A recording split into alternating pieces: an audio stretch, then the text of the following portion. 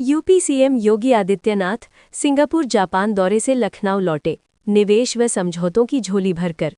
आगामी 2027 विधानसभा चुनाव से पहले राहुल गांधी दिल्ली में बड़ी बैठक कर सक्रिय। भाजपा ने संगठनात्मक बदलावों को तेज किया, नए जिला व मंडल पदाधिकारियों के नाम तय होंगे। समाजवादी पार्टी बहुजन समाज दिवस मनाएगी, कांशीराम की जयंती पर पीडीए अभियान के तहत। यूपी Q3 FY 25-26 में भारत का सबसे बड़ा टू व्हीलर बाजार बना। सिंगापुर जापान दौरे पर निवेश प्रस्ताव आए, बड़े उद्योगों में करोड़ों की संभावित योजनाएं। यूपी में बियर इंडस्ट्री 5,500 करोड़ रुपए निवेश करेगी अगले 3 सालों में। नोएडा जेवर एयरपोर्ट के लिए सिंगापुर में 4,458 करोड़ रुपए का निवेश समझौता हुआ। होली पर 3 दिन की छुट्टी घोषित, 2, 3 और 4 मार्च को छुट्टियां। सरकारी कर्मचारियों को होली से पहले वेतन जारी करने के निर्देश। ब्रिककिल नियमों में बदलाव, नई इकाइयों के लिए आसान प्रक्रिया और पुराने वैध किए जा सकेंगे। अंतर्राष्ट्रीय आतंक वित्त मामलों में बड़ा आरोपी पकड़ा गया, अरबों रुपए की फंडिंग नेटवर्क जांच में। यूपी के कई हिस्सों में तापमान बढ़ा, मौसम गर्म सूखा बना हुआ है। पिछले महीनों में कोहरे ठंड से यातायात प्रभावित रही। मेरठ में खाद्य निरीक्षण अभियान में पकड़े गए मिलावटी मिष्ठान को कूड़ेदान में फेंका गया, लेकिन लोग उसे उठा ले गए। यूपी यामानाशी जापान के बीच हरित ऊर्जा व तकनीक सहयोग पर ऐतिहासिक समझौते पर हस्ताक्षर। प्रधान सचिव ने मुख्यमंत्री युवा उद्यमी विकास अभियान को लेकर खास दिशा निर्देश दिए। 2027 के यूपी विधानसभा चुनाव के लिए तैयारियां चल रही हैं।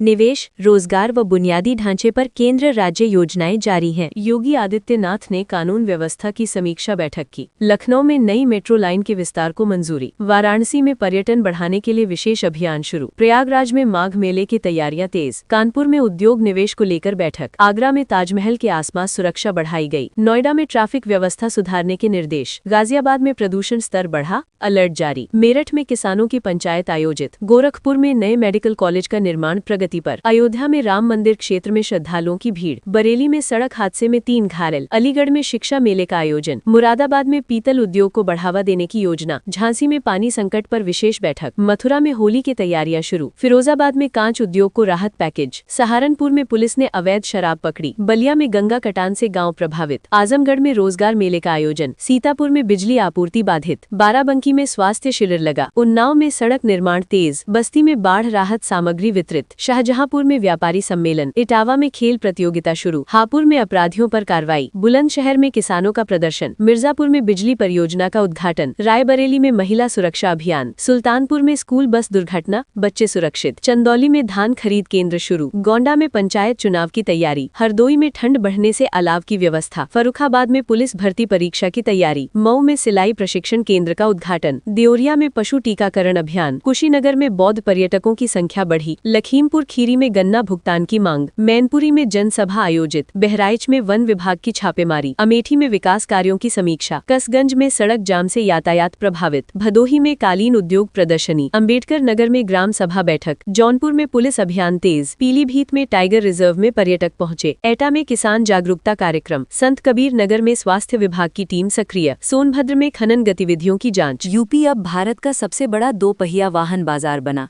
तीसरी तिमाही में रिकॉर्ड बिक्री। यूपी में मौसम गर्म। लखनऊ, आगरा, कानपुर में मार्च जैसे तापमान। यूपी सरकार का राजस्व 1.96 लाख करोड़ रुपए पार। फरवरी तक रेवेन्यू में बढ़ोतरी। होली पर कड़ी सुरक्षा निर्देश। सीएम योगी में अधिकारियों को सख्त आदेश। लाखों सरकारी कर्मचारियों को सैलरी, पेंशन होली से पहले जारी। यूपी सरकार ने होली पर 3 दिन की छुट्टी घोषित की। NDTV India. Samajwadi party Bahujan Samaj दिवस मनाएगी 15 मार्च को। मुरादाबाद में जज के पिता की सरेराह गोली मारकर हत्या। हापुड़ में मिलावटी मिठाइयां डस्टबिन में फेंकी गईं, भीड़ ने ले लीं। अयोध्या में सपा नेता मोहिद खान रिहा। ABP news. यूपी एटीएस ने अंतर्राष्ट्रीय आतंक फंडिंग मामले में मुख्य आरोपी को गिरफ्तार। नए ईंट भट्ठों के नियम बदले गए हैं, कम दूरी मानक और पुरानी इकाइयों को वैधता।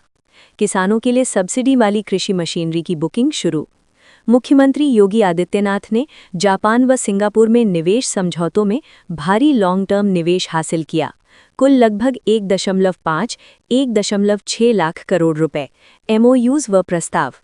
नोएडा के जेवर एयरपोर्ट को 4,458 करोड़ रुपए निवेश मिला, एयर कार्गो कैंपस और सेवाओं के लिए। यूपी सीएम ने जापान में मैग्लेव ट्रेन का अनुभव किया, तकनीक और निवेश चर्चा। यूपी मौसम की स्थिति, फरवरी के अंत में तापमान ऊपर, मार्च जैसा माहौल। आर्थिक गतिविधियां तेज, निवेश प्रस्ताव, कृषि सहायता और राजस्व रिकॉर्ड। मोटरवे और बुनियादी ढांचे को बढ़ावा, पूर्व के समाचारों की निरंतरता अनुसार। त्योहारों के मद्देनजर प्रशासन की तैयारी, सुरक्षा उपाय और छुट्टियां घोषित।